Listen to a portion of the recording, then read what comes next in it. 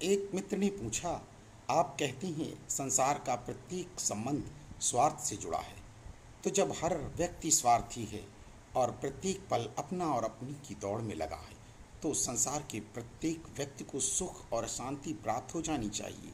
पर फिर भी दिन प्रतिदिन हर व्यक्ति अशांत और परेशान होता जा रहा है। मैंने कहा, हाँ, परेशान होगा ही, क्योंकि ज़्यादा और ज़्यादा कुछ कमी है का कोई अंत नहीं।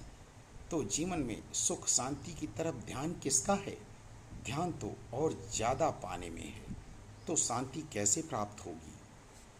जहाँ शुरुआत ही अशांति से होती है, क्योंकि जहाँ परमात्मा के बाद पहले संबंध यानी माँ से लेकर संसार के कण कण तक हर रिश्ता केवल स्वार्थ से बंधा है।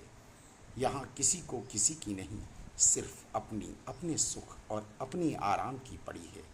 तुम संसार के लिए कुछ भी कर डालो, पूरा जीवन लगा दो, पर यहाँ अंततः तुम स्वयं को अकेला ही पाओगे। उसमें तुम भी आते हो, जब तक तुम स्वयं का असली स्वार्थ न समझ लो। अब यहाँ दो स्वार्थ बन जाते हैं, एक संसार में बसा है, दूसरा समाधि में लीन होता है।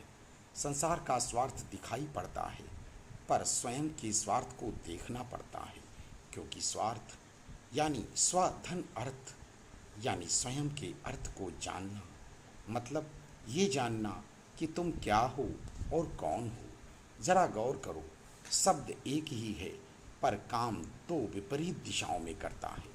एक बाहर बाहर और दूसरा भीतर स्वयं की तरफ, क्योंकि यहाँ जन्म लेने वाला हर व्यक्ति स्वयं के लिए आता है।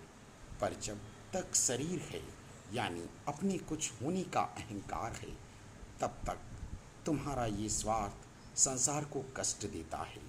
पर जब यही स्वार्थ भीतर की ओर मुड़ जाता है और स्वयं को देखता है, तो जीते जी शरीर के कुछ होने का अहंकार मिट जाता है और शरीर की मृत्यु हो जाती है।